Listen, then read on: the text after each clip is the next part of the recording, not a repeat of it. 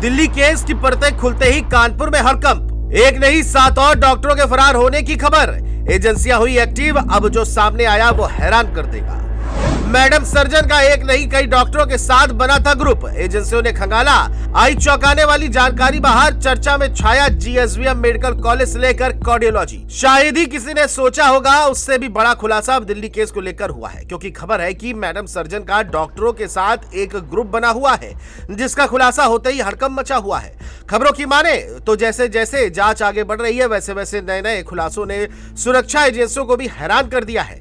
बताया जा रहा है कि कानपुर मेडिकल कॉलेज से सिर्फ डॉक्टर शाहीन ही नहीं, बल्कि 7 और डॉक्टर भी उसी तरह अचानक लापता हुए और कई का अभी तक कोई ठिकाना साफ नहीं है। रिपोर्ट्स के माने तो दिसंबर 2013 में छुट्टी पर गई डॉक्टर शाहीन कभी कॉलेज लौटी ही नहीं।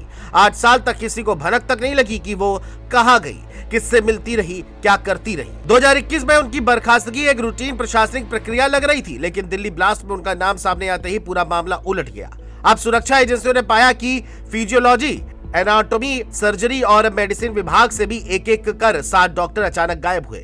बिल्कुल शाहीन की तरह ही इनके गायब होने की खबर सामने आई है। सर्जरी विभाग के 3 डॉक्टर तो ऐसे गायब हुए मानो हवा में समा गए हो। बाद में इन सभी को बर्खास्त किया गया, लेकिन अब इनकी गुमशुदगी को लेकर कई नए शक खड़े हो गए हैं। कौन कौन उनके संपर्क में थे, मेडिकल कॉलेज में इनके व्यवहार में क्या असामान्य था, किससे मिलने किस किस जगह जाते थे। एजेंसियां इन सवालों के जवाब ढूंढ रही हैं। कई डॉक्टर ने पुराने call record, email, hostel register और ट्रैवल हिस्ट्री तक खंगाली जा रही है। शाहीन का मामला सामने आने के बाद अब शक ये गहराया है कि कोई सिंगल पर्सन एक्ट नहीं, बल्कि एक संगठित मेडिकल आधारित नेटवर्क हो सकता है। हालांकि बड़ा खुलासा तब हुआ जब एजेंसियों को डॉक्टर शाहीन के फोन से एक एनक्रिप्टेड ऐप थ्रीमा इंस्टॉल मिला। ये वही ऐप है जिसके जरिए बिना फोन नंबर और बिना ईमेल आईडी के बातचीत की जा सकती, यानी किसी भी यूजर्स को ट्रेस करना लगभग नामुमकिन सा है। जांच में यह भी सामने आया है कि डॉक्टर शाहीन की इस गुप्त चैट में डॉक्टर उमर और डॉक्टर मुजम्मिल जैसे नाम भी जुड़े थे। न सिर्फ डॉक्टर, बल्कि अब पूरा मामला शहर के हेल्थ कैंप और Kashmiri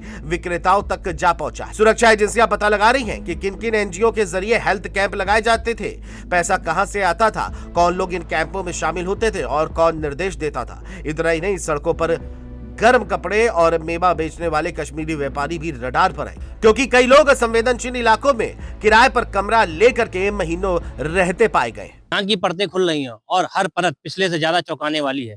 GSVM medical college, Lala Lajpat Rai अस्पताल, कार्डियोलॉजी सेंटर, सभी जगह रिकॉर्ड खंगाले जा रहे हैं। सवाल बड़ा है, क्या ये एक बड़ा नेटवर्क है? क्या मेडिकल कॉलेज में और कई चौंकाने वाले सच सामने आने वाले हैं? अब देखने वाली बात होगी कि आगे जांच एजेंसियां क्या क्या करती हैं और क्या क्या नए तथ्य सामने आते हैं। कानपुर में साक्षात दीप त्रिवेदी।